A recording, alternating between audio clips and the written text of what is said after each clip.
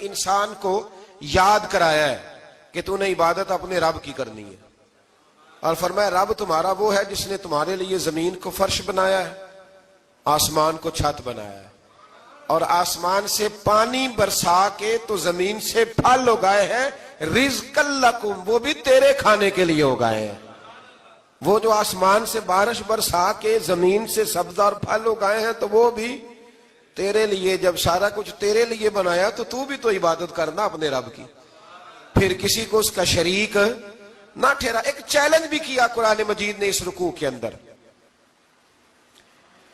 کہا کرتے تھے مکے کے لوگ کہ آپ قرآن مجید کی آیتیں نبی کریم علیہ السلام سے کہا کرتے تھے کہ معاذ اللہ آپ خود بناتے ہیں، بنا کے لاتے ہیں، تو اللہ کریم نے فرمایا وَإِن كُنتُمْ فِي رَيْبٍ مِّمَّا نَزَّلْنَا عَلَىٰ عَبْدِنَا فَأْتُوا بِسُورَةٍ مِّن مِّثْلِهِ، اگر تمہیں شک ہو نا اس میں جو ہم نے بندہ خاص پہ نازل کیا ہے تو تم بھی اس جیسی ایک صورت بنا کے لاؤ۔ پڑھے لکھے تو تم بھی ہو نا، مکے میں تم بھی رہتے ہو، تو ایک صورت بنا کے لاؤ۔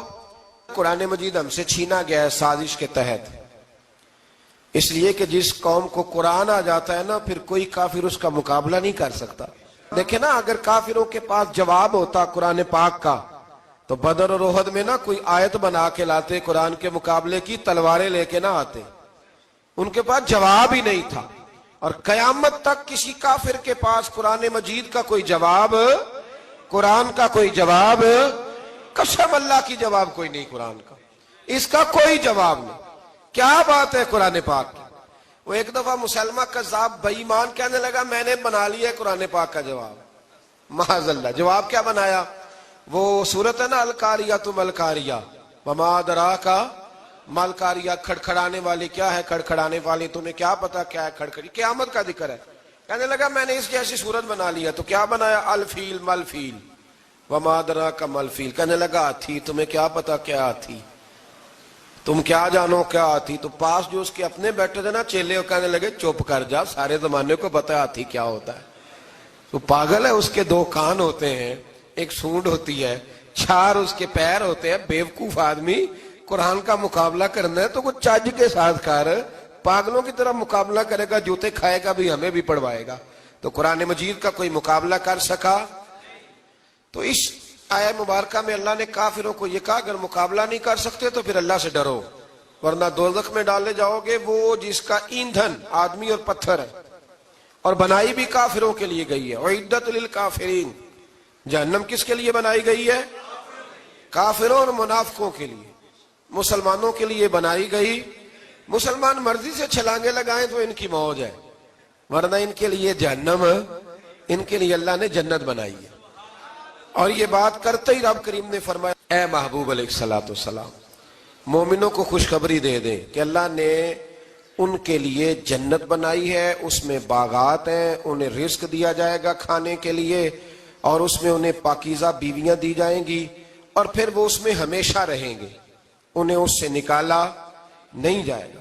آگے جو آیات کریمہ ہے نا اس کے اندر اللہ تبارک و تعالیٰ نے فرمایا ہے کہ اللہ حیا نہیں کرتا سمجھانے کے لیے مچھر کی مثال بھی دینی پڑے۔ فرمایا قرآن سے کچھ لوگ ہدایت حاصل کرتے ہیں اور کچھ گمراہ ہو جاتے ہیں۔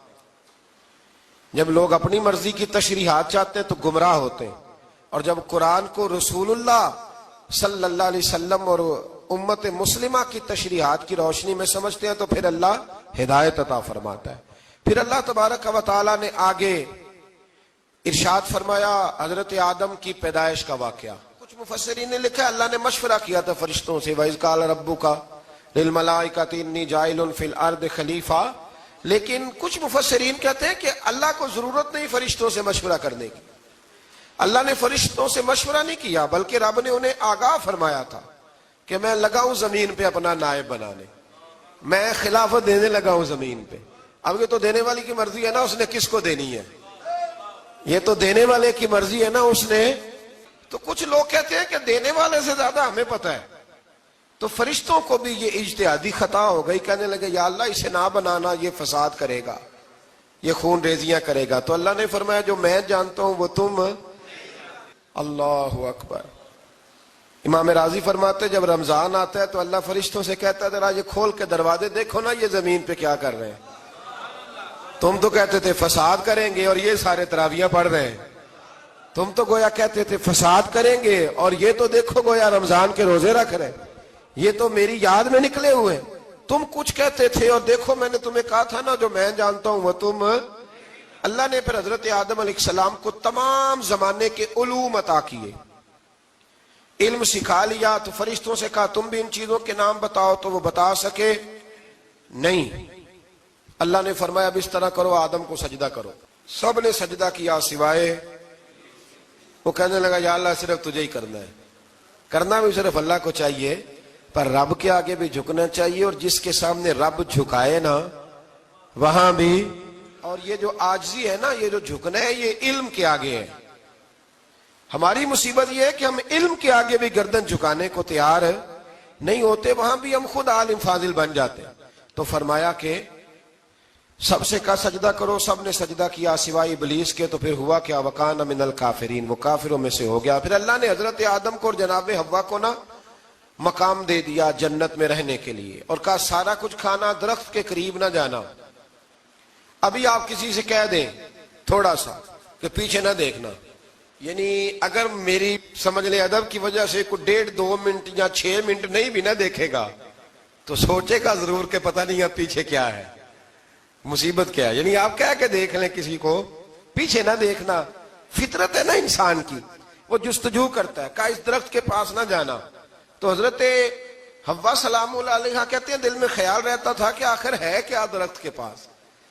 یہی انسان کا عقیدہ توحید ہے کہ جہاں سے رب منع کر دے وہاں وہ منع ہو جائے، اور یہ ان کی خطا نہیں تھی، یہ اللہ کی حکمت تھی، چونکہ رب نے تو پہلے کہہ دیا تھا بنایا ہی زمین کے لیے، تو یہ تو سارا کچھ ہونا تھا تو زمین پہ آنا تھا نا۔ تو حضرت حوا اور جناب آدم کے پاس شیطان آیا، اب اس کو نکال تو دیا تھا پر ابھی اس کا جنت میں آنا جانا بند نہیں ہوا تھا، یہ بھی اللہ کی حکمت تھی۔ تو وہ کہنے لگا تمہیں پتہ ہے بعد میں مر جاؤ گے؟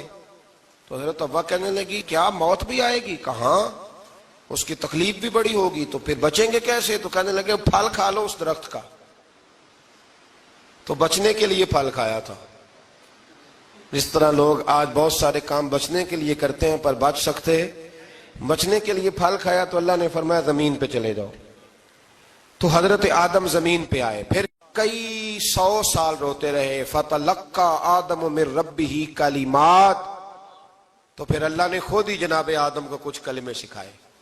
علامہ اسماعیل حقی فرماتے ہیں وہ کلمے یہ تھے کہ حضرت آدم نے میرے نبی کا وسیلہ پیش کیا، اللہ کریم نے جناب آدم کی دعا کو مقبول فرما لیا۔ پھر آگے بنی اسرائیل کا ذکر آ جاتا ہے۔ اللہ تعالیٰ نے بنی اسرائیل، آج آپ اسی قوم کو یہودی کہتے ہیں، ان کو اللہ نے اس زمانے میں فضیلت عطا کی تھی بہت زیادہ۔ تو عرب کے اندر جب نبی پاک علیہ السلام نے اعلان نبوت کیا تو کچھ لوگوں نے یہ کہہ دیا کہ اگر یہ یہودی کلمہ پڑھ لیں گے تو ہم بھی پڑھ لیں گے۔ تو پھر اللہ نے انہیں یاد کرایا کہ تم اصل میں کیا ہو، تمہیں کلمہ پڑھنا چاہیے۔ تو اہل یہود کا تذکرہ کرتے کرتے رب کریم نے ایک بات یہ بھی ارشاد فرمائی کہ تم لوگوں کو تو کہتے رہے ہو کہ وہ نبی آنے والے ہیں، وہ نبی آنے والے ہیں، اور جب آ گئے ہیں تو ماننے کو تیار نہیں ہو۔ تو فرمایا تأمرون الناس بالبر وتنسون انفسکم وانتم تتلون الکتاب، لوگوں کو بھلائی کا حکم دیتے ہو اور اپنے آپ کو بھول جاتے ہو، افلا تعقلون، تمہیں عقل نہیں؟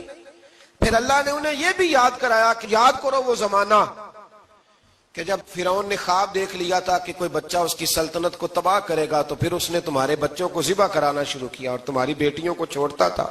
فرمایا یہ بھی تو تم نے دیکھا، میں نے تمہیں پھر تم سے کہا جہاد کرو قوم عمالقہ کے خلاف، تو مقام طیہ میں جا کے یہ لوگ کہنے لگے ہم سے جہاد نہیں ہوتا۔ اللہ نے انہیں ایک میدان میں قید کر دیا۔ بڑی دلچسپ بات، قید تو لوگ ہوتے ہیں نا چار دیواری میں، تو اللہ نے بنی اسرائیل والوں کو جب انہوں نے کہا جہاد نہیں کریں گے تو اللہ نے میدان میں قید کر دیا۔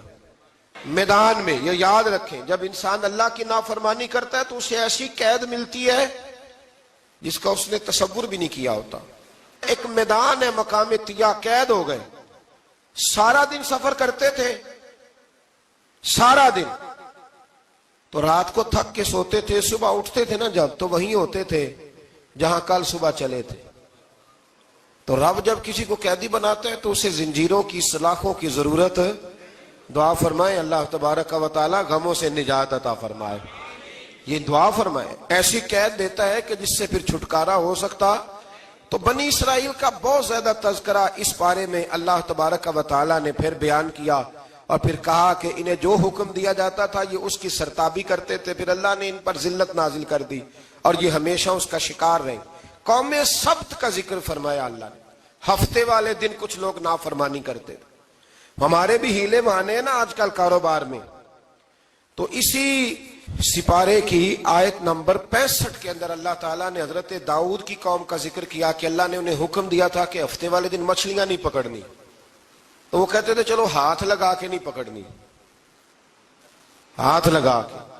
وہ ہمارے لوگ ہیلے بہانے تلاش کر لیتے ہیں نا، وہ بڑے جناب انشورنس والا آ گیا، اب وہ بینک والا آ گیا، وہ فلانے صاحب آ گئے، وہ تروڑ مروڑ کے کہانیاں باتیں، اور پھر ہمیں بھی رستے مل جاتے ہیں بچنے کے۔ مفتی صاحب نے کہہ دیا تھا، ایک مولانا سے میں نے ان کو کہا ہفتے والے دن مچھلیاں نہیں پکڑنی، کہا نہیں پکڑتے، چھوٹے چھوٹے حوض بنا لیے تو مچھلیاں زیادہ آتی تھی اس دن۔ یہ بھی اللہ کی قدرت تھی، نماز کے وقت گاہک زیادہ آتے ہیں، یہ اس کی قدرت ہوتی ہے۔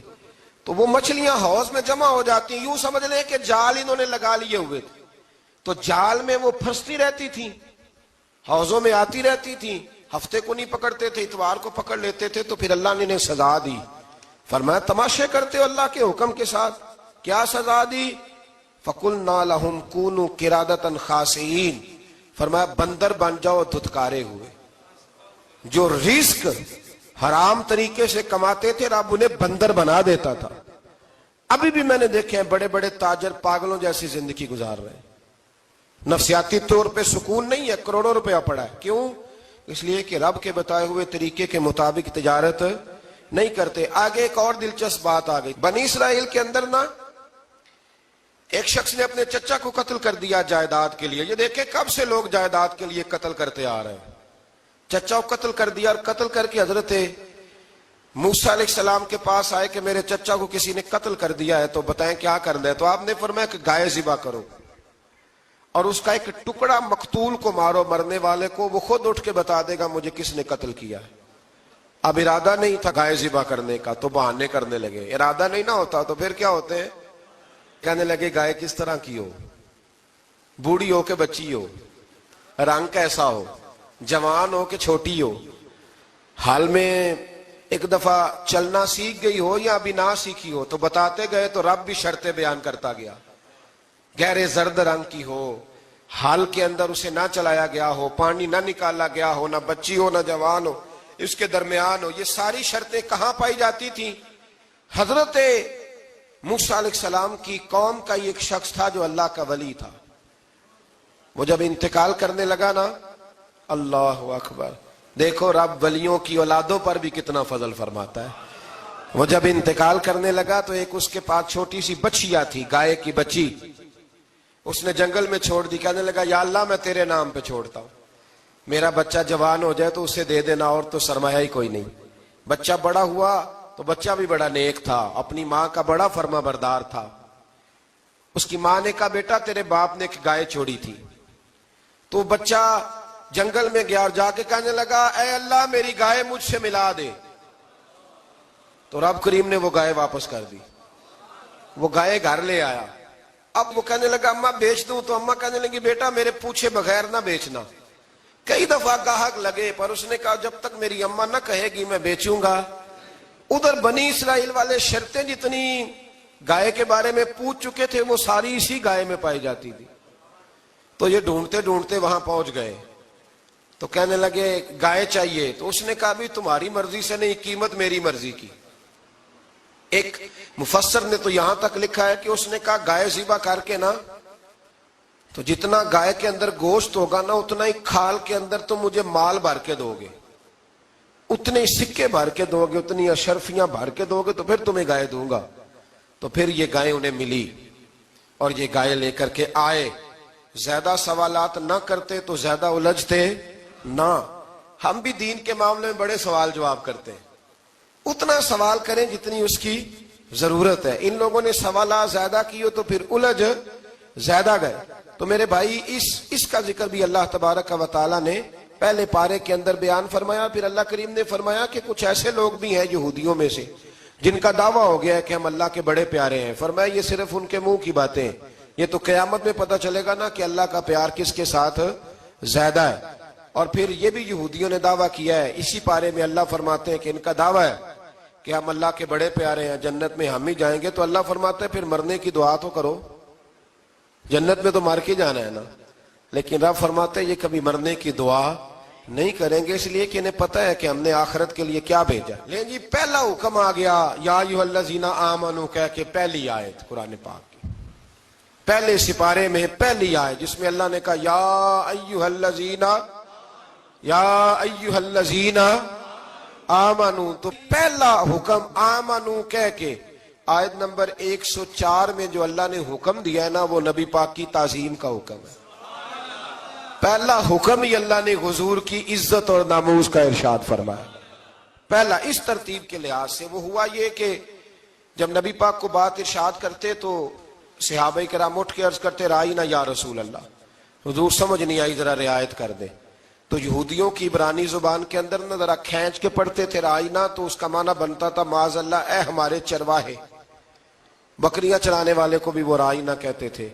تو جب صحابہ یہ کہنے لگے تو اللہ نے منع ہی کر دیا، فرمایا میرے محبوب کے غلاموں، اس لفظ کے پیچھے چھپ کے، اس لفظ کے پیچھے چھپ کے لوگ میرے نبی کی بے ادبی کر جاتے ہیں، تو جس لفظ کا کوئی ایک معنی بے ادبی والا بنتا ہو وہ لفظ بھی میرے نبی کے لیے نہ کہو، لفظ وہ والے کہو جس میں کوئی بے ادبی کا معنی نکلے نہ۔ یہاں لوگوں نے بڑے بڑے لفظ نہیں بول دیے، پھر کہتے میرا مطلب یہ تھا، میرا مطلب وہ تھا، تو نے وہ لفظ بولا کیوں جس کا کوئی غلط مطلب بھی نکل سکتا تھا۔ اللہ نے فرمایا یا ایھا الذین آمنوا لا تقولوا رائینا، اے ایمان والو رائینا کہو ہی نہ۔ تو یا اللہ کیا کہیں؟ فرمایا وقولوا انظرنا، تم کہو یا رسول اللہ ایک نظر فرمائیے، انداز دیکھیے، انظرنا ایک نظر۔ تو ہمارے بزرگ تو پہلے ہی بڑے پیار والوں نے کہہ دیا یا رسول اللہ انظر حالنا، کہتے کہاں سے لاتے ہو جملے؟ میں نے کہا اللہ کی کتاب سے، یا رسول اللہ انظر حالنا یا حبیب اللہ اسمع قالا، تو تم کہو انظرنا، محبوب نظر کرم کرے، واسمعوا، اور کیا ضرورت ہے دوبارہ پوچھنے کی؟ اللہ کہتا ہے پہلے ہی دھیان سے سنا کرو، پہلے ہی واسمعوا، پہلے ہی احتیاط سے سنو، وللکافرین عذاب علیم، اور کافروں کے لیے دردناک عذاب ہے۔ لیکن جی اسی پارے میں اللہ تبارک و تعالیٰ نے پھر اہل یہود کا ذکر کیا، تو یہود کہنے لگے کہ ہم حضرت ابراہیم کے ماننے والے ہیں، تو اللہ کریم نے وہ بھی ذکر کیا کہ میں نے تو ابراہیم کو آزمایا ہے، وَإِذِ ابْتَلَىٰ إِبْرَاهِيمَ رَبُّهُ بِكَلِمَاتٍ فَأَتَمَّهُنَّ، ہم نے ابراہیم کو کچھ چیزوں سے آزمایا ہے، وہ ہماری آزمائش پہ پورے اترے۔ قَالَ إِنِّي جَاعِلُكَ لِلنَّاسِ إِمَامًا، تو پھر ہم نے انہیں کہا کہ ہم آپ کو پوری دنیا کا امام بنائیں گے۔ وہ آزمائش کیا تھی؟ آگ میں جانا بھی آزمائش، بیٹے کا نہ ہونا بھی آزمائش، بیٹا ہوا تو پھر اسے وادی غیر ذی زرع ان میں چھوڑ کے آنا بھی آزمائش، بڑا ہوا تو پھر ذبح کرنا بھی آزمائش۔ فرمایا جہاں جہاں آزمایا ہے نا، ابراہیم ہماری آزمائش میں پورے اترے۔ فرمایا تو مفت میں حضرت ابراہیم کی اولاد بنتے ہو اور ان کا نام لیتے ہو اور ان کے ساتھ اپنا تعلق بناتے ہو، دیکھو تو صحیح وہ کتنی آزمائشوں سے گزرے۔ تو اس کا بھی اللہ نے اسی میں ذکر فرمایا۔ اور پھر وہ بات کرتے تھے حضرت یعقوب کی اور حضرت اسحاق کی، تو فرمایا وہ تو ہمارے اتنے خاص بندے تھے کہ وصال کا وقت بھی انہوں نے اپنی اولادوں کو نصیحت فرمائی تھی کہ اللہ کی توحید پہ قائم رہنا، اس کا ذکر بھی اللہ نے اسی پارے میں بیان فرمایا۔ اور جو حضرت ابراہیم اور جناب اسماعیل نے کعبہ تعمیر کیا تو اس کا ذکر بھی اللہ تعالیٰ نے اسی پارے میں فرمایا۔ فرمایا جب وہ کعبہ بنا رہے تھے تو کہہ رہے تھے ربنا تقبل منا، کہہ رہے تھے اے اللہ بنا ہم نے دیا ہے پر مہربانی فرما ہم سے قبول فرما لے۔ تو جو آیہ کریمہ آخر میں عرض کرنا چاہتا ہوں اس پر بھی تھوڑی توجہ فرمائیں گے تو بات بڑی نکھر کے باہر آئے گی۔ یہ 16ویں رکوع کے اندر اللہ نے پھر یہود کا اور عیسائیت کا ذکر فرمایا، تو اللہ کریم نے ایک بات ارشاد فرمائی، یہودیوں کے ہاں جب کوئی بچہ پیدا ہوتا تھا پیلے رنگ کے ساتھ اس کو رنگتے تھے، یا کوئی خاص رنگ تھا ان کا، بچہ پیدا ہوتا تو اس پر وہ رنگ چڑھاتے کہ یہ جی ہمارے مذہب کا رنگ ہے۔ ہمارے ہاں بھی رسمیں ہیں نا اپنی اپنی، معاذ اللہ اپنی اپنی نہیں ہونی چاہیے، اللہ رسول کا حکم ہونا چاہیے۔ تو یہودیوں کے ہاں بچہ پیدا ہوتا تو ایک خاص رنگ چڑھاتے، عیسائیوں کے ہاں پیدا ہوتا تو وہ بھی ایک خاص رنگ چڑھاتے. تو مسلمانوں کے ہاں بچے پیدا ہوئے تو انہوں نے بھی توجہ کی کہ یہ کیا ہو رہا ہے. تو رب کریم نے فرمایا صبغۃ اللہ، رنگ اللہ کا ہی ہے. ومن احسن من اللہ صبغہ، اور فرمایا اللہ کے رنگ سے زیادہ خوبصورت کس کا رنگ ہو سکتا ہے. اللہ کا رنگ کیا ہے؟ لا الہ الا اللہ محمد الرسول اللہ صلی اللہ علیہ. فرمایا نیلے پیلے کالے رنگ نہ چڑھاؤ، اپنے ذہن پر توحید و رسالت کا رنگ چڑھاؤ. یہ سب سے بہترین رنگ ہے. اگر تمہارے ذہنوں پر رب رسول کی توحید کا رنگ چڑھ گیا تو یہ وہ والا رنگ ہے، پھر تمہیں کسی اور رنگ کی طرف جانے کی ضرورت نہیں پڑے گی. تو فرمایا رنگ وہ پیدا کرو جو توحید کا ہے، رسالت کا ہے، اس رنگ کی توجہ کرو. قرآن مجید کے اس پارے میں اللہ کریم نے مختلف باتیں بیان کر کے آخری رکوع میں یہ جو رنگ کا ذکر فرمایا نا، تو یہ لگتا ہے پورے پارے کا خلاصہ ہے کہ رب کریم نے فرمایا اصل بات یہ ہے کہ تمہاری سوچوں پہ رب رسول کی توحید و رسالت کا رنگ ہونا چاہیے. ہر وقت بچہ پیدا ہو، کوئی دنیا سے جائے تو رنگ کس کا ہونا چاہیے؟ اللہ رسول کے. اور فرمایا رب تمہارا وہ ہے جس نے تمہارے لیے زمین کو فرش بنایا ہے، آسمان کو چھت بنایا ہے، اور آسمان سے پانی برسا کے تو زمین سے پھل اگائے ہیں، رزقا لکم، وہ بھی تیرے کھانے کے لیے اگائے ہیں. وہ جو آسمان سے بارش برسا کے زمین سے سبز اور پھل اگائے ہیں تو وہ بھی تیرے لیے. جب سارا کچھ تیرے لیے بنایا تو بھی تو عبادت کرنا اپنے رب کی، پھر کسی کو اس کا شریک نہ ٹھہرا. ایک چیلنج بھی کیا قرآن مجید نے اس رکوع کے اندر. کہا کرتے تھے مکے کے لوگ کہ آپ قرآن مجید کی آیتیں نبی کریم علیہ السلام سے کہا کرتے تھے کہ معاذ اللہ آپ خود بناتے ہیں، بنا کے لاتے ہیں. تو اللہ کریم نے فرمایا وَإِن كُنتُمْ فِي رَيْبٍ مِّمَّا نَزَّلْنَا عَلَىٰ عَبْدِنَا فَأْتُوا بِسُورَةٍ مِّن مِّثْلِهِ، اگر تمہیں شک ہو نا اس میں جو ہم نے بندہ خاص پہ نازل کیا ہے تو تم بھی اس جیسی ایک صورت بنا کے لاؤ. پڑھے لکھے تو تم بھی ہو نا، مکے میں تم بھی رہتے ہو، تو ایک صورت بنا کے لاؤ.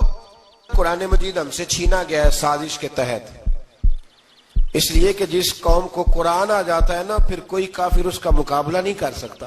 دیکھیں نا اگر کافروں کے پاس جواب ہوتا قرآن پاک کا تو بدر اور احد میں نا کوئی آیت بنا کے لاتے قرآن کے مقابلے کی، تلواریں لے کے نہ آتے.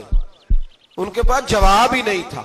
اور قیامت تک کسی کافر کے پاس قرآن مجید کا کوئی جواب، قرآن کا کوئی جواب، قسم اللہ کی جواب کوئی نہیں. قرآن کا اس کا کوئی جواب نہیں. کیا بات ہے قرآن پاک. وہ ایک دفعہ مسلمہ کذاب بے ایمان کہنے لگا میں نے بنا لیا ہے قرآن پاک کا جواب. معاذ اللہ. جواب کیا بنایا؟ وہ سورت ہے نا القاریۃ ملقاریہ وما ادراک ملقاریہ، کھڑکھڑانے والی. کیا ہے کھڑکھڑانے والی؟ تمہیں کیا پتا کیا ہے کھڑکھڑی؟ قیامت کا ذکر ہے. کہنے لگا میں نے اس جیسی صورت بنا لیا. تو کیا بنایا؟ الفیل ملفیل وما ادراک ملفیل. کہنے لگا ہاتھی. تمہیں کیا پتا کیا ہاتھی؟ تم کیا جانو کیا ہاتھی؟ تو پاس جو اس کے اپنے بیٹھے تھے نا چیلے، کہنے لگے چپ کر جا، سارے زمانے کو پتا ہے ہاتھی کیا ہوتا ہے.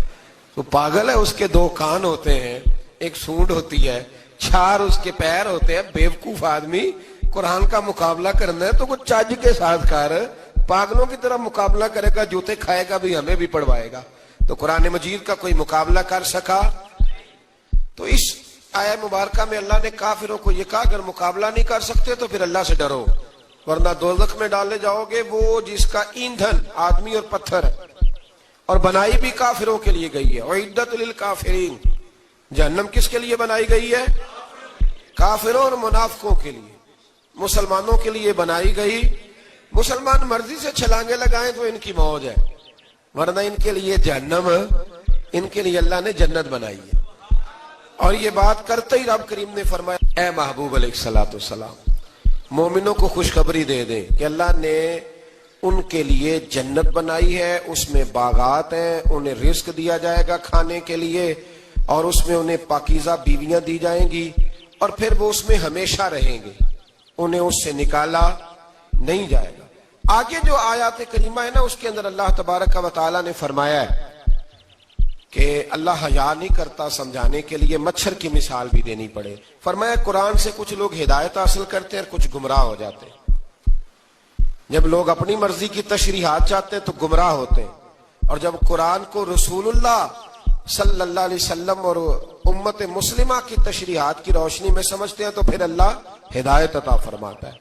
پھر اللہ تبارک و تعالیٰ نے آگے ارشاد فرمایا حضرت آدم کی پیدائش کا واقعہ۔ کچھ مفسرین نے لکھا اللہ نے مشورہ کیا تھا فرشتوں سے، وَإِذْ قَالَ رَبُّكَ لِلْمَلَائِكَةِ إِنِّي جَاعِلٌ فِي الْأَرْضِ خَلِيفَةً، لیکن کچھ مفسرین کہتے ہیں کہ اللہ کو ضرورت نہیں فرشتوں سے مشورہ کرنے کی، اللہ نے فرشتوں سے مشورہ نہیں کیا، بلکہ رب نے انہیں آگاہ فرمایا تھا کہ میں لگا ہوں زمین پہ اپنا نائب بنانے، میں خلافت دینے لگا ہوں زمین پہ۔ اب یہ تو دینے والی کی مرضی ہے نا اس نے کس کو دینی ہے، یہ تو دینے والے کی مرضی ہے نا اس نے۔ تو کچھ لوگ کہتے ہیں کہ دینے والے سے زیادہ ہمیں پتہ ہے، تو فرشتوں کو بھی یہ اجتہادی خطا ہو گئی، کہنے لگے یا اللہ اسے نہ بنانا، یہ فساد کرے گا، یہ خون ریزیاں کرے گا۔ تو اللہ نے فرمایا جو میں جانتا ہوں وہ تم، اللہ اکبر۔ امام راضی فرماتے جب رمضان آتا ہے تو اللہ فرشتوں سے کہتا ہے ذرا یہ کھول کے دروازے دیکھو نا یہ زمین پہ کیا کر رہے ہیں، تم تو کہتے تھے فساد کریں گے اور یہ سارے تراویحیں پڑھ رہے ہیں، تم تو گویا کہتے تھے فساد کریں گے اور یہ تو دیکھو گویا رمضان کے روزے رکھ رہے ہیں، یہ تو میری یاد میں نکلے ہوئے ہیں، تم کچھ کہتے تھے اور دیکھو میں نے تمہیں کہا تھا نا جو میں جانتا ہوں وہ تم۔ اللہ نے پھر حضرت آدم علیہ السلام کو تمام زمانے کے علوم عطا کیے، علم سکھا لیا۔ تو فرشتوں سے کہا تم بھی ان چیزوں کے نام بتاؤ، تو وہ بتا سکے نہیں۔ اللہ نے فرمایا اب اس طرح کرو آدم کو سجدہ کرو، سب نے سجدہ کیا سوائے، وہ کہنے لگا یا اللہ صرف تجھے ہی کرنا ہے، کرنا بھی صرف اللہ کو چاہیے، پر رب کے آگے بھی جھکنا چاہیے، اور جس کے سامنے رب جھکائے نا وہاں بھی۔ اور یہ جو عاجزی ہے نا، یہ جو جھکنا ہے، یہ علم کے آگے ہے۔ ہماری مصیبت یہ ہے کہ ہم علم کے آگے بھی گردن جھکانے کو تیار نہیں ہوتے، وہاں بھی ہم خود عالم فاضل بن جاتے۔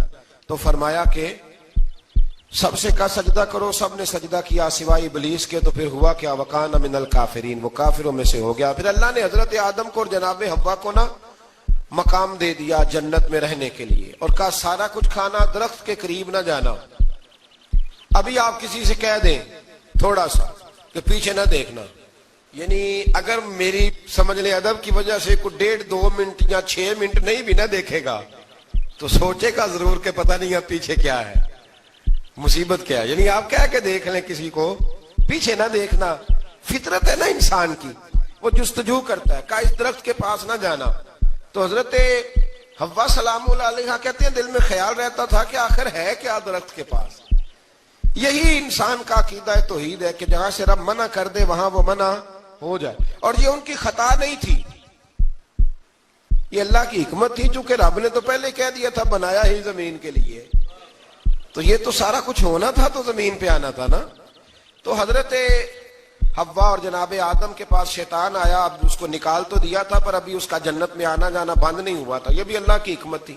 تو وہ کہنے لگا تمہیں پتہ ہے بعد میں مر جاؤ گے؟ تو حضرت حوا کہنے لگی کیا موت بھی آئے گی؟ کہاں، اس کی تکلیف بھی بڑی ہوگی، تو پھر بچیں گے کیسے؟ تو کہنے لگے پھل کھا لو اس درخت کا۔ تو بچنے کے لیے پھل کھایا تھا۔ جس طرح لوگ آج بہت سارے کام بچنے کے لیے کرتے ہیں پر بچ سکتے، بچنے کے لیے پھل کھایا، تو اللہ نے فرمایا زمین پہ چلے جاؤ۔ تو حضرت آدم زمین پہ آئے، پھر کئی 100 سال روتے رہے۔ فَتَلَقَّى آدَمُ مِن رَبِّهِ کَلِمَاتٍ، تو پھر اللہ نے خود ہی جناب آدم کو کچھ کلمے سکھائے۔ علامہ اسماعیل حقی فرماتے ہیں وہ کلمے یہ تھے کہ حضرت آدم نے میرے نبی کا وسیلہ پیش کیا، اللہ کریم نے جناب آدم کی دعا کو مقبول فرما لیا۔ پھر آگے بنی اسرائیل کا ذکر آ جاتا ہے۔ اللہ تعالیٰ نے بنی اسرائیل، آج آپ اسی قوم کو یہودی کہتے ہیں، ان کو اللہ نے اس زمانے میں فضیلت عطا کی تھی بہت زیادہ۔ تو عرب کے اندر جب نبی پاک علیہ السلام نے اعلان نبوت کیا تو کچھ لوگوں نے یہ کہہ دیا کہ اگر یہ یہودی کلمہ پڑھ لیں گے تو ہم بھی پڑھ لیں گے۔ تو پھر اللہ نے انہیں یاد کرایا کہ تم اصل میں کیا ہو، تمہیں کلمہ پڑھنا چاہیے۔ تو اہل یہود کا تذکرہ کرتے کرتے رب کریم نے ایک بات یہ بھی ارشاد فرمائی کہ تم لوگوں کو تو کہتے رہے ہو کہ وہ نبی آنے والے ہیں، وہ نبی آنے والے ہیں، اور جب آ گئے ہیں تو ماننے کو تیار نہیں ہو۔ تو فرمایا تأمرون الناس بالبر وتنسون انفسکم وانتم تتلون الکتاب لوگوں کو بھلائی کا حکم دیتے ہو اور اپنے آپ کو بھول جاتے ہو. افلا تعقلون, تمہیں عقل نہیں؟ پھر اللہ نے انہیں یہ بھی یاد کرایا کہ یاد کرو وہ زمانہ کہ جب فرعون نے خواب دیکھ لیا تھا کہ کوئی بچہ اس کی سلطنت کو تباہ کرے گا, تو پھر اس نے تمہارے بچوں کو ذبح کرانا شروع کیا اور تمہاری بیٹیوں کو چھوڑتا تھا. فرمایا یہ بھی تو تم نے دیکھا, میں نے تمہیں پھر تم سے کہا جہاد کرو قوم عمالقہ کے خلاف, تو مقام طیہ میں جا کے یہ لوگ کہنے لگے ہم سے جہاد نہیں ہوتا. اللہ نے انہیں ایک میدان میں قید کر دیا. بڑی دلچسپ بات, قید تو لوگ ہوتے ہیں نا چار دیواری میں, تو اللہ نے بنی اسرائیل والوں کو جب انہوں نے کہا جہاد نہیں کریں گے تو اللہ نے میدان میں قید کر دیا. میدان میں, یہ یاد رکھیں, جب انسان اللہ کی نافرمانی کرتا ہے تو اسے ایسی قید ملتی ہے جس کا اس نے تصور بھی نہیں کیا ہوتا. ایک میدان ہے مقام طیہ, قید ہو گئے. سارا دن سفر کرتے تھے, سارا دن, تو رات کو تھک کے سوتے تھے, صبح اٹھتے تھے نا جب, تو وہیں ہوتے تھے جہاں کل صبح چلے تھے.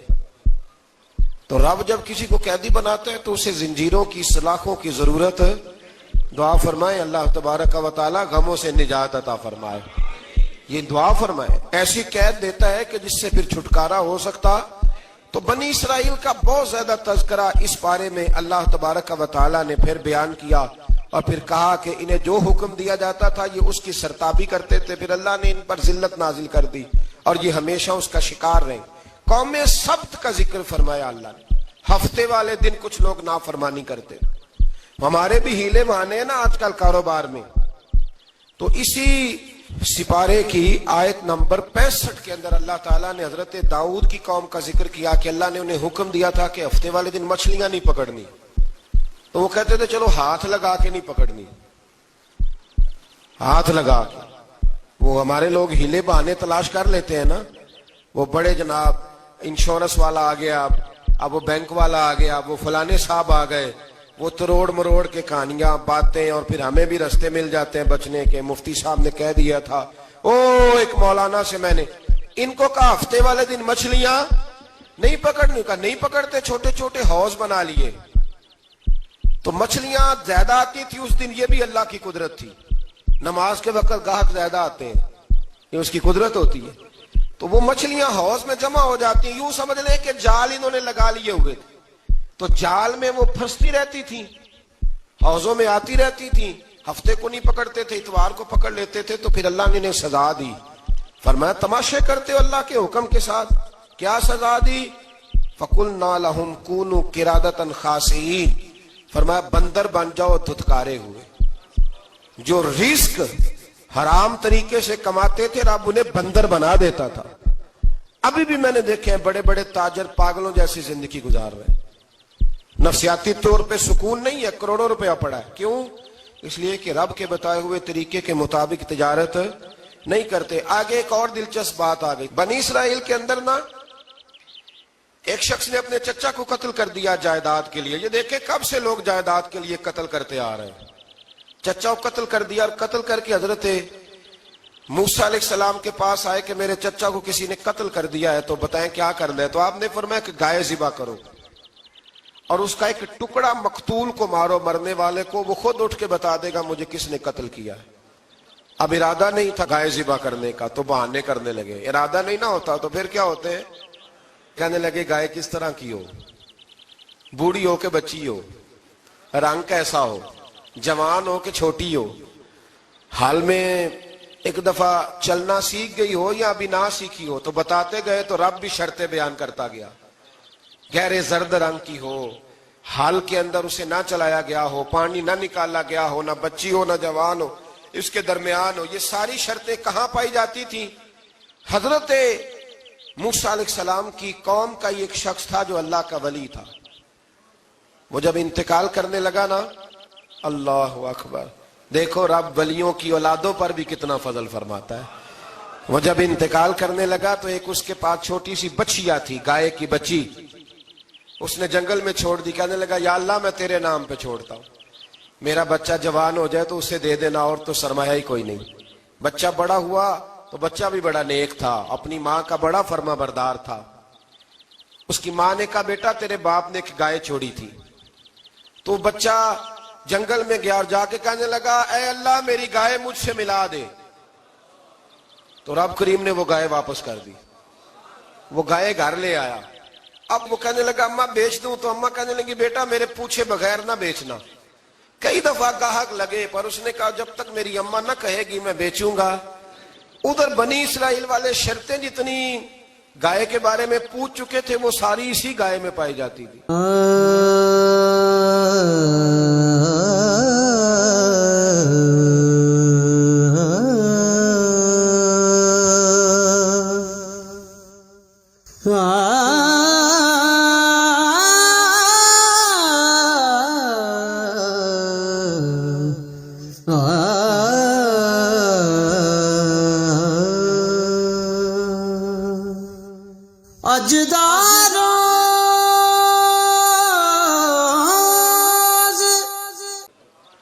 تو یہ ڈھونڈتے ڈھونڈتے وہاں پہنچ گئے تو کہنے لگے گائے چاہیے. تو اس نے کہا بھی تمہاری مرضی سے نہیں, قیمت میری مرضی کی. ایک مفسر نے تو یہاں تک لکھا ہے کہ اس نے کہا گائے ذبح کر کے نا تو جتنا گائے کے اندر گوشت ہوگا نا اتنا ہی کھال کے اندر تم مجھے مال بھر کے دو گے, اتنے سکے بھر کے دو گے, اتنی اشرفیاں بھر کے دو گے تو پھر تمہیں گائے دوں گا. تو پھر یہ گائے انہیں ملی اور یہ گائے لے کر کے آئے. زیادہ سوالات نہ کرتے تو زیادہ الجھتے نہ. ہم بھی دین کے معاملے میں بڑے سوال جواب کرتے ہیں, اتنا سوال کریں جتنی اس کی ضرورت ہے. ان لوگوں نے سوالات زیادہ کیے تو پھر الجھ زیادہ گئے. تو میرے بھائی اس کا ذکر بھی اللہ تبارک و تعالی نے پہلے پارے کے اندر بیان فرمایا. پھر اللہ کریم نے فرمایا کہ کچھ ایسے لوگ بھی ہیں یہودیوں میں سے جن کا دعویٰ ہو گیا ہے کہ ہم اللہ کے بڑے پیارے ہیں. فرمایا یہ صرف ان کے منہ کی باتیں, یہ تو قیامت میں پتہ چلے گا نا کہ اللہ کا پیار کس کے ساتھ زیادہ ہے. اور پھر یہ بھی یہودیوں نے دعویٰ کیا ہے, اسی پارے میں اللہ فرماتے ہیں کہ ان کا دعویٰ ہے کہ ہم اللہ کے بڑے پیارے ہیں, جنت میں ہم ہی جائیں گے. تو اللہ فرماتا ہے پھر مرنے کی دعا تو کرو, جنت میں تو مر کے جانا ہے نا. لیکن رب فرماتے ہیں یہ کبھی مرنے کی دعا نہیں کریں گے, اس لیے کہ انہیں پتہ ہے کہ ہم نے آخرت کے لیے کیا بھیجا. لیکن جی پہلا حکم آ گیا یا ایھا الذین آمنوا کہہ کے, پہلی آیت قرآن پاک کی پہلے سپارے میں پہلی آیت جس میں اللہ نے کہا یا ایھا الذین آمنوا. تو پہلا حکم آمنوا کہہ کے آیت نمبر 104 میں جو اللہ نے حکم دیا ہے نا وہ نبی پاک کی تعظیم کا حکم ہے. پہلا حکم ہی اللہ نے حضور کی عزت اور ناموس کا ارشاد فرمایا. پہلا اس ترتیب کے لحاظ سے وہ ہوا یہ کہ جب نبی پاک کو بات ارشاد کرتے تو صحابہ کرام اٹھ کے عرض کرتے رائینا یا رسول اللہ, حضور سمجھ نہیں آئی ذرا رعایت کر دے. تو یہودیوں کی عبرانی زبان کے اندر نہ ذرا کھینچ کے پڑھتے تھے رائینا, تو اس کا معنی بنتا تھا معاذ اللہ اے ہمارے چرواہے. بکریاں چرانے والے کو بھی وہ رائینا کہتے تھے. تو جب صحابہ یہ کہنے لگے تو اللہ نے منع ہی کر دیا. فرمایا میرے محبوب کے غلاموں اس لفظ کے پیچھے چھپ کے, اس لفظ کے پیچھے چھپ کے لوگ میرے نبی کی بے ادبی کر جاتے ہیں. تو جس لفظ کا کوئی ایک معنی بے ادبی والا بنتا ہو وہ لفظ بھی میرے نبی کے لیے نہ کہو. لفظ وہ والے کہو جس میں کوئی بے ادبی کا معنی نکلے نہ.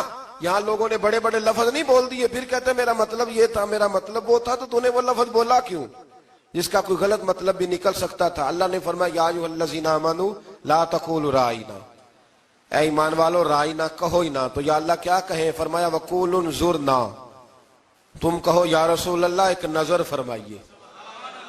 انداز دیکھیے, انظرنا ایک نظر. تو ہمارے بزرگ تو پہلے ہی بڑے پیار والوں نے کہہ دیا یا رسول اللہ انظر حالنا. کہتے کہاں سے لاتے ہو جملے؟ میں نے کہا اللہ کی کتاب سے. یا رسول اللہ انظر حالنا یا حبیب اللہ اسمع قالا. تو تم کہو انظرنا, محبوب نظر کرم کرے, واسمعوا, اور کیا ضرورت ہے دوبارہ پوچھنے کی؟ اللہ کہتا ہے پہلے ہی دھیان سے سنا کرو, پہلے ہی واسمعوا, پہلے ہی احتیاط سے سنو. وللکافرین عذاب علیم, اور کافروں کے لیے دردناک عذاب ہے. لیکن اسی پارے میں اللہ تبارک و تعالیٰ نے پھر اہل یہود کا ذکر کیا. تو یہود کہنے لگے کہ ہم حضرت ابراہیم کے ماننے والے ہیں. تو اللہ کریم نے وہ بھی ذکر کیا کہ میں نے تو ابراہیم کو آزمایا ہے. وَإِذِ ابْتَلَىٰ إِبْرَاهِيمَ رَبُّهُ بِكَلِمَاتٍ فَأَتَمَّهُنَّ, ہم نے ابراہیم کو کچھ چیزوں سے آزمایا ہے, وہ ہماری آزمائش پہ پورے اترے. قال انی جاعلک للناس اماما، تو پھر ہم نے انہیں کہا کہ ہم آپ کو پوری دنیا کا امام بنائیں گے۔ وہ آزمائش کیا تھی؟ آگ میں جانا بھی آزمائش، بیٹے کا نہ ہونا بھی آزمائش، بیٹا ہوا تو پھر اسے وادی غیر ذی زرع ان میں چھوڑ کے آنا بھی آزمائش، بڑا ہوا تو پھر ذبح کرنا بھی آزمائش۔ فرمایا جہاں جہاں آزمایا ہے نا، ابراہیم ہماری آزمائش میں پورے اترے۔ فرمایا تو مفت میں حضرت ابراہیم کی اولاد بنتے ہو اور ان کا نام لیتے اور ان کے ساتھ اپنا تعلق بناتے ہو، دیکھو تو صحیح وہ کتنی آزمائشوں سے گزرے۔ تو اس کا بھی اللہ نے اسی میں ذکر فرمایا۔ اور پھر وہ بات کرتے تھے حضرت یعقوب کی اور حضرت اسحاق کی، تو فرمایا وہ تو ہمارے اتنے خاص بندے تھے کہ وصال کا وقت بھی انہوں نے اپنی اولادوں کو نصیحت فرمائی تھی کہ اللہ کی توحید پہ قائم رہنا۔ اس کا ذکر بھی اللہ نے اسی پارے میں بیان فرمایا۔ اور جو حضرت ابراہیم اور جناب اسماعیل نے کعبہ تعمیر کیا تو اس کا ذکر بھی اللہ تعالیٰ نے اسی پارے میں فرمایا۔ اور فرمایا جب وہ کعبہ بنا رہے تھے تو کہہ رہے تھے ربنا تقبل منا، کہہ رہے تھے اے اللہ بنا ہم نے دیا ہے پر مہربانی فرما ہم سے قبول فرما لے۔ تو جو آیہ کریمہ آخر میں عرض کرنا چاہتا ہوں اس پر بھی تھوڑی توجہ فرمائیں گے تو بات بڑی نکھر کے باہر آئے گی۔ یہ 16ویں رکوع کے اندر اللہ نے پھر یہود کا اور عیسائیت کا ذکر فرمایا تو اللہ کریم نے ایک بات ارشاد فرمائی۔ یہودیوں کے ہاں جب کوئی بچہ پیدا ہوتا تھا وہ پیلے رنگ کے ساتھ اس کو رنگتے تھے، یا کوئی خاص رنگ تھا ان کا، بچہ پیدا ہوتا تو اس پر وہ رنگ چڑھاتے کہ یہ جی ہمارے مذہب کا رنگ ہے۔ ہمارے ہاں بھی رسمیں ہیں نا اپنی اپنی، معاذ اللہ اپنی اپنی نہیں ہونی چاہیے، اللہ رسول کا حکم ہونا چاہیے۔ تو یہودیوں کے ہاں بچہ پیدا ہوتا تو ایک خاص رنگ چڑھاتے، عیسائیوں کے ہاں پیدا ہوتا تو وہ بھی ایک خاص رنگ چڑھاتے۔ تو مسلمانوں کے ہاں بچے پیدا ہوئے تو انہوں نے بھی توجہ کی کہ یہ کیا ہو رہا ہے، تو رب کریم نے فرمایا صبغۃ اللہ، رنگ اللہ کا ہی ہے۔ ومن احسن من اللہ صبغہ، اور فرمایا اللہ کے رنگ سے زیادہ خوبصورت کس کا رنگ ہو سکتا ہے؟ اللہ کا رنگ کیا ہے؟ لا الہ الا اللہ محمد الرسول اللہ صلی اللہ علیہ۔ فرمایا نیلے پیلے کالے رنگ نہ چڑھاؤ، اپنے ذہن پر توحید و رسالت کا رنگ چڑھاؤ، یہ سب سے بہترین رنگ ہے۔ اگر تمہارے ذہنوں پر رب رسول کی توحید کا رنگ چڑھ گیا تو یہ وہ والا رنگ ہے، پھر تمہیں کسی اور رنگ کی طرف جانے کی ضرورت نہیں پڑے گی۔ تو فرمایا رنگ وہ پیدا کرو جو توحید کا ہے، رسالت کا ہے، اس رنگ کی توجہ کرو۔ قرآن مجید کے اس پارے میں اللہ کریم نے مختلف باتیں بیان کر کے آخری رکوع میں یہ جو رنگ کا ذکر فرمایا نا، تو یہ لگتا ہے پورے پارے کا خلاصہ ہے کہ رب کریم نے فرمایا اصل بات یہ ہے کہ تمہاری سوچوں پہ رب رسول کی توحید و رسالت کا رنگ ہونا چاہیے۔ ہر وقت بچہ پیدا ہو، کوئی دنیا سے جائے تو رنگ کس کا ہونا چاہیے؟ اللہ رسول کے دین کا۔